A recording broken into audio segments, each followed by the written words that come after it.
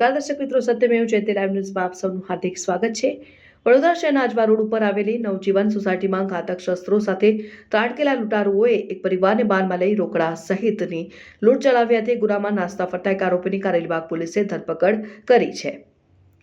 Karelibaug police મથકના police inspector હરિત વ્યાસે વિગતો આપતા જણાવ્યું હતું કે ગત 19મી ઓક્ટોબરના રોજ કારેલીબાગ સુંદરવન સોસાયટીમાંથી એક મારુતિ ઇકો કારની ચોરી થઈ હતી। આ ચોરીની કાર સાથે ધાડપાડુઓ નવજીવન સોસાયટીમાં ત્રાટક્યા હતા અને પરિવારને બાનમાં લઈ લૂંટ ચલાવી હતી। ગુનામાં સંડોવાયેલ આરોપીઓની જે તે વખતે બાપોદ પોલીસ દ્વારા ધરપકડ કરવામાં આવી હતી, પરંતુ એક આરોપી મલિંદરસિંહ ઉર્ફે મલ્લુ રાજુસિંહ બાવરી નાસ્તો ફરતો હતો। તેને ઝડપી પાડવા માટે કારેલીબાગ પોલીસ સહિત અન્ય પોલીસ પણ પ્રયત્નશીલ હતી અને દરમિયાનમાં હેડ કોન્સ્ટેબલ કિરણકુમારને બાતમી મળી હતી કે આ ગુનાનો નાસ્તો ફરતો આરોપી કારેલીબાગ પાણીની ટાંકી નજીકથી પસાર થવાનો છે, જેને પગલે સ્ટાફ સાથે વોચ ગોઠવી મલિંદરસિંહ ઉર્ફે મલ્લુ બાવરીને ઝડપી પાડ્યો હતો।